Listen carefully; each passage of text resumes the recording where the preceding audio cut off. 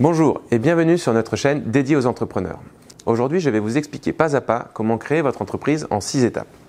Créer son entreprise, c'est excitant, mais ça demande aussi pas mal de préparation et de réflexion. Alors si vous avez une idée en tête, c'est super, mais ce n'est que le début du voyage. Vous allez devoir la challenger, élaborer un plan solide, trouver des financements, choisir une forme juridique, puis réaliser les formalités de création pour que votre entreprise prenne vie. Mais pas de panique, je suis là pour vous guider à travers les étapes clés pour démarrer votre activité sereinement. On attaque tout de suite.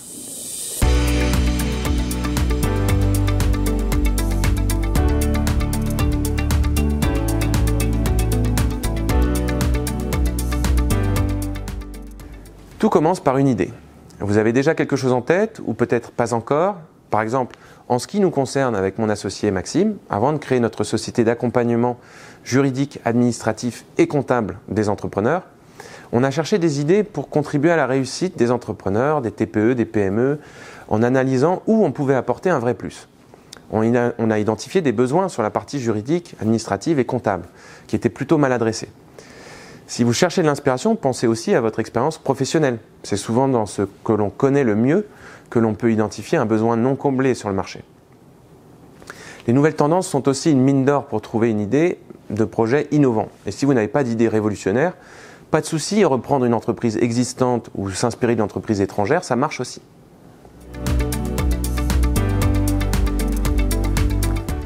Une fois que vous avez une idée, il faut passer à la loupe sa faisabilité. C'est bien d'avoir une idée, mais pour en faire une entreprise, il faut trouver des clients.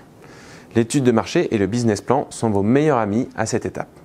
Ils vont vous permettre de structurer votre projet, d'analyser le marché, de définir votre stratégie commerciale et financière.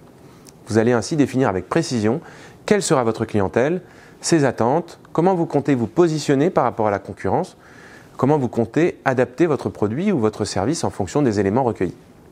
Il faudra ensuite définir un niveau de prix acceptable par vos futurs clients. Bref, c'est un peu un plan de route de votre entreprise qui montre où vous voulez aller, comment vous allez y arriver. Pour vérifier si derrière votre idée se cache un réel besoin, n'hésitez pas à la tester. Vous pouvez tenter de fédérer une communauté autour de votre concept ou de votre produit, créer une landing page, c'est-à-dire une page de site internet présentant votre offre, réaliser des sondages. Ces billes vous permettront de convaincre plus facilement vos futurs investisseurs. Et enfin, tout au long de ce processus, vous pouvez faire appel à des professionnels, des experts comptables, des avocats, pour vous assurer de la solidité de votre projet. Pensez aussi aux réseaux d'entrepreneurs et aux incubateurs pour glaner des conseils pratiques.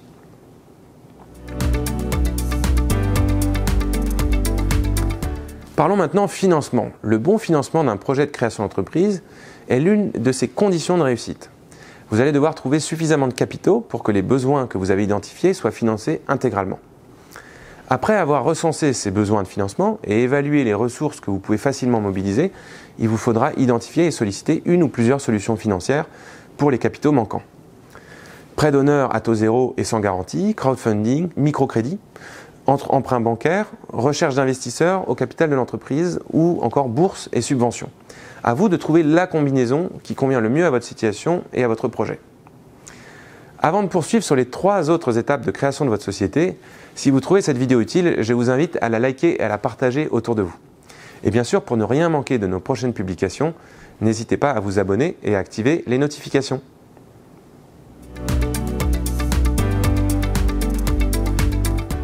Passons maintenant au choix de la forme juridique de votre entreprise.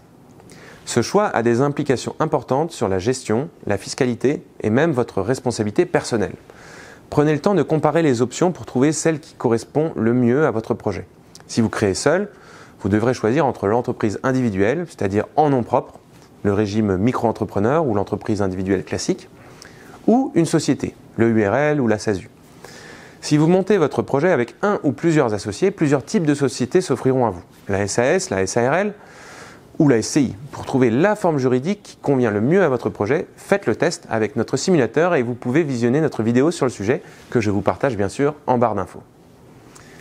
Dans tous les cas, votre choix aura des répercussions pour vous, tant au niveau patrimonial que social et fiscal. Pour en savoir plus, je vous invite à consulter aussi notre fiche pratique que je vous mets aussi en barre d'infos, juste ici. Et pour éviter de faire des erreurs juridiques lors de la création de votre entreprise, nos experts peuvent vous accompagner. Chaque année, nous aidons des milliers d'entrepreneurs à créer leur société.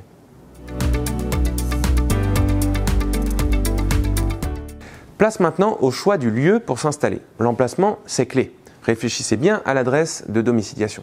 Ça peut paraître anecdotique, mais cette adresse doit vous être accessible pour faciliter les échanges de courrier avec les organismes administratifs, vos clients ou vos fournisseurs. Par ailleurs, cette adresse sera publique et mentionnée sur tous les documents officiels.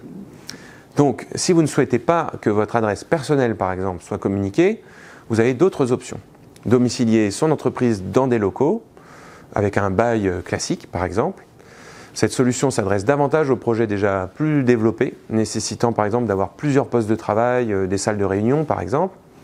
Vous pouvez aussi choisir l'alternative d'une domiciliation collective, un espace de coworking par exemple, ou une pépinière d'entreprise.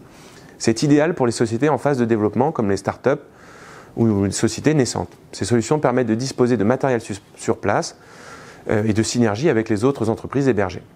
Dernière possibilité, vous pourrez opter pour une société de domiciliation qui vous mettra à disposition une boîte postale dans la localisation de votre choix. L'avantage, vous aurez accès à un large choix d'adresses en France. En fonction des adresses que vous choisirez, vous pourrez faire des économies aussi sur la cotisation foncière des entreprises qui dépend de l'adresse, qui est par exemple beaucoup moins élevée à Paris que dans d'autres villes.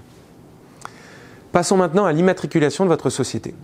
Pour immatriculer votre société, il reste à savoir si vous devez rédiger des statuts. Si vous choisissez de créer une société et non pas une entreprise individuelle, l'étape de la rédaction des statuts est indispensable pour pouvoir l'immatriculer, c'est-à-dire lui donner une existence juridique. Les statuts sont un contrat de société et donc ils sont nécessairement établis par écrit. Lors d'un litige, par exemple, le juge se réfère au statut de la société. Dernière ligne droite avant de lancer officiellement votre activité, l'immatriculation. C'est l'étape administrative qui donne vie à votre entreprise. Selon la forme juridique choisie, vous devrez vous inscrire au registre du commerce et des sociétés, le RCS, ou la Chambre des métiers et de l'artisanat.